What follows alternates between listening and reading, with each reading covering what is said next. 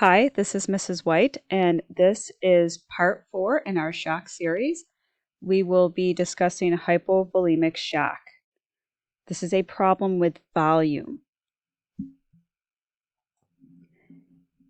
The pathophysiology is inadequate fluid volume and the intravascular space. This can be either absolute or relative.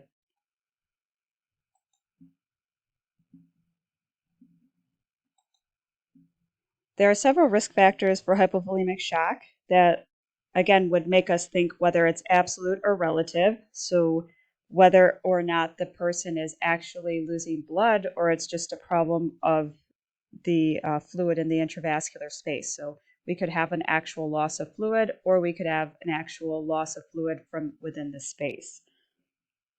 Those would also be considered things like hemorrhagic or non-hemorrhagic fluid loss.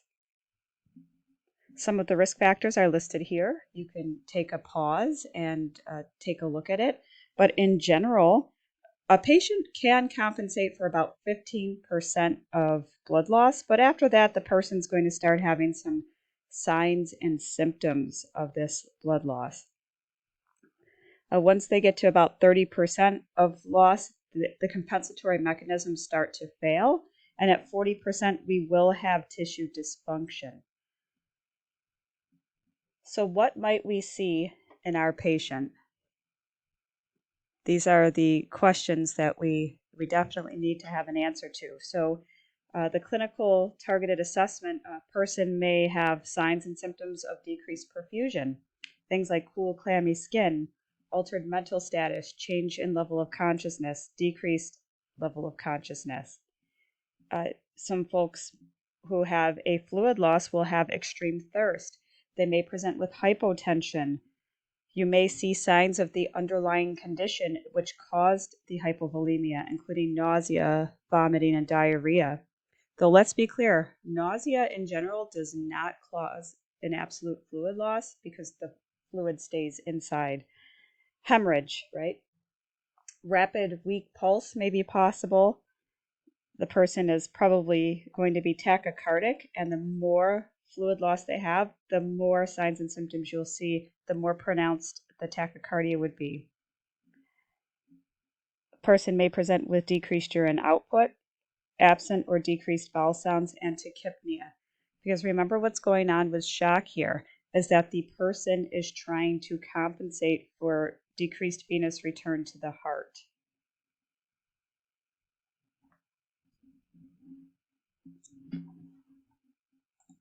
So this picture right here, this is just to clarify the femoral artery for us. Just a quick check and sort of put you at least a position of knowing where you're, if you can pick up your patient's pulses, where they might be, even if you're not with a blood pressure. So first we check for the radial pulse, and we can estimate that if we have a palpable radial pulse, that the systolic blood pressure is at least 80.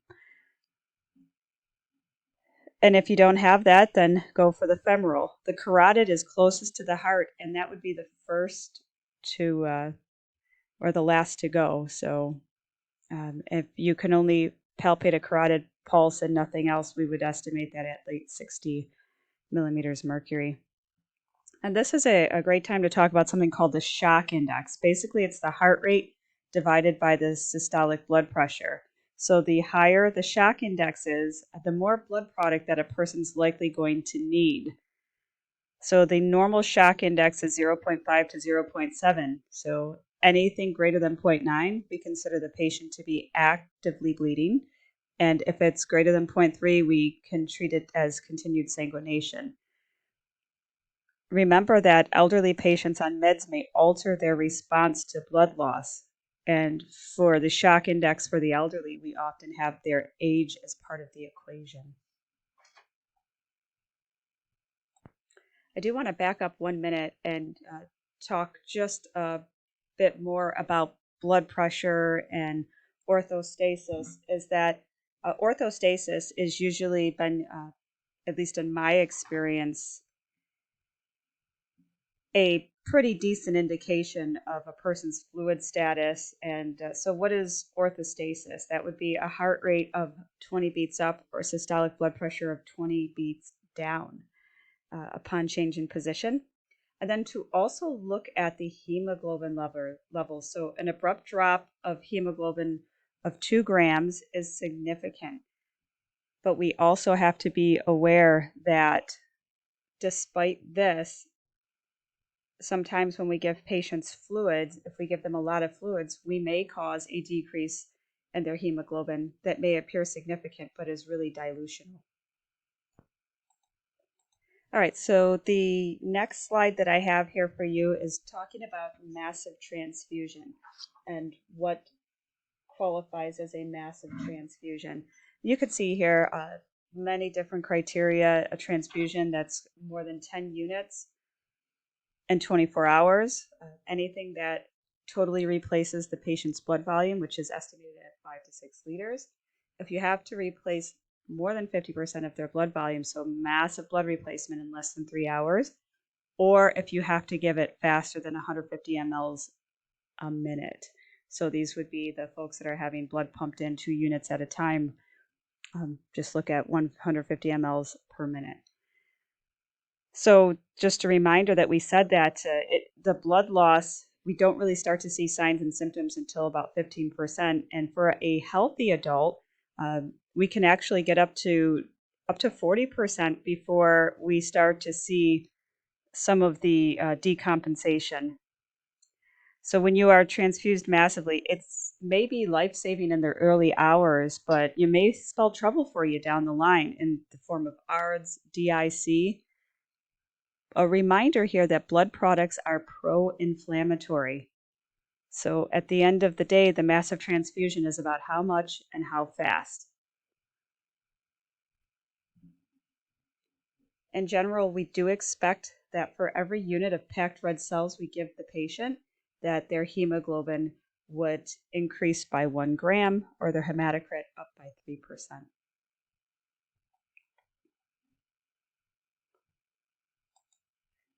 So general treatment of hypovolemic shock really does harbor on stopping what's ever causing the fluid loss. So if they're bleeding, we need to stop the bleeding. If they have DKA, we need to give them insulin. If they have Addison's, we need to treat that. If they have diabetes insipidus, we may need to treat them with desmopressin or DDAVP. If they're vomiting, we might need to give them antiemetics. If they have diarrhea, we might need to give them medications to stop the diarrhea. So basically, we need to treat the underlying cause.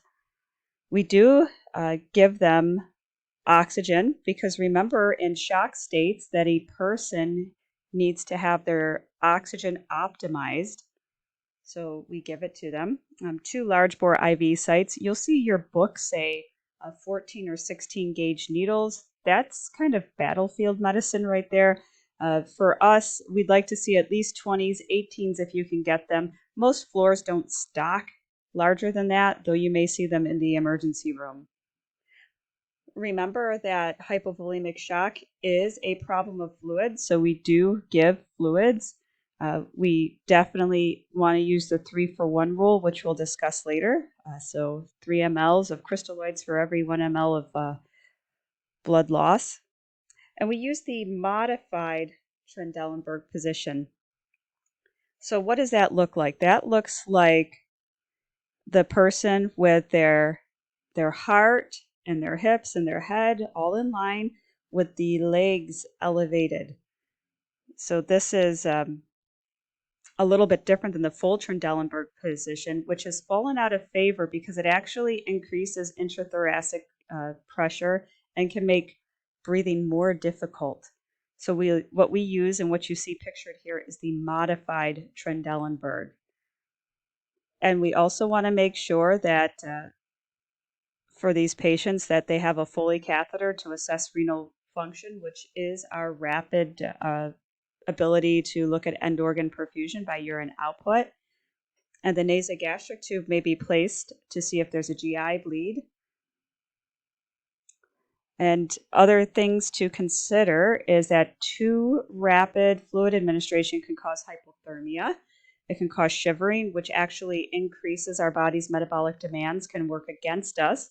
And the other thing is that if we give fluids too rapidly, just think about the fluid moving past a defect where the body's trying to clot.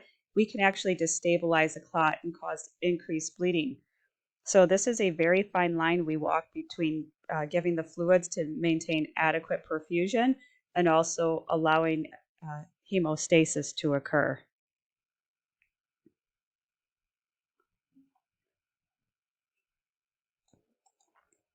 Our next discussion will be on the different types of IV fluids that can be given. In general, the normal saline would be more benign. However, we do use lactated ringers, which, again, I want you to be aware that the lactate and lactated ringers is not to be confused with lactic acid. In fact, the lactate ion can actually buffer acidosis. But in the case where a person may have liver dysfunction, then what we would see potentially is an increase in acidosis because the body would be unable to transform that lactated ringers into the sodium bicarb. So before we decide to give somebody lactated ringers, we need to make sure we know their liver function. So crystalloids versus colloids. So crystalloids are those clear fluids that don't contain protein in them, and they move very easily between the intravascular and interstitial spaces. And this is the point behind the 3-to-1 rule. So while we may initially give crystalloids, especially in massive blood loss, we have to understand that there are no functional cells in there. So without functional cells, this means that they can't carry oxygen. They are not alone sufficient for blood loss. We will need to give them blood. So colloids do help keep the fluid in the intravascular space, and they have the same effect as hypertonic solutions by increasing the intravascular volume. And the different colloids available would be albumin, packed red cells, fresh frozen plasma, which does contain our clotting factors, platelets, and dextran. So things to consider: too many crystalloid replacements can result in ARDS and multiple organ dysfunction. Remember, blood is also pro-inflammatory. Dextran is not given a lot these days. You won't really see it, head of starch and dextran, as much as we used to see it. This is more battlefield medicine because they can't necessarily carry all sorts of blood. These are volume expanders. So the problem with dextran is that it does impair platelet aggregation, which can increase bleeding.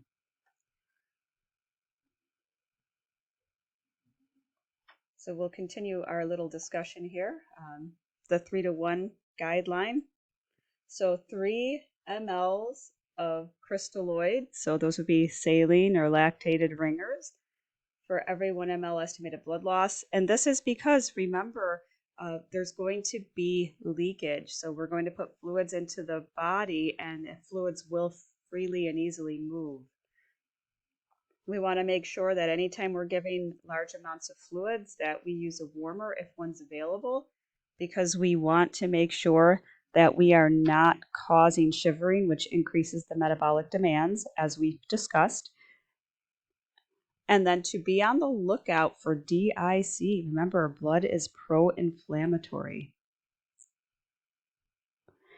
These principles that we're discussing here will absolutely come into play under burns.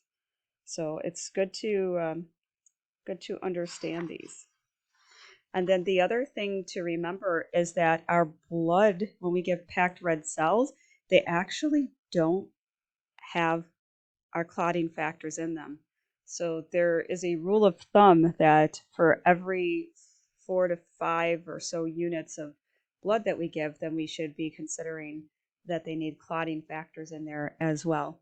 So a little look at these blood products just a little closer. So the colloids, whole blood is obsolete, and you will not see that in normal practice anymore.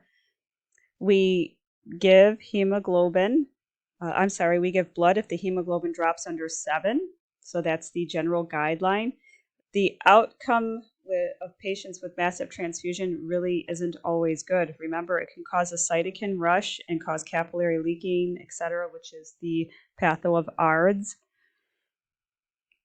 Doctors may order transfusions if the hemoglobin's over 7 based on clinical condition and comorbidities, because remember that a person's ability to adapt to a decreased hemoglobin does have a lot to do with their normal health and baseline sort of functioning and ability to compensate.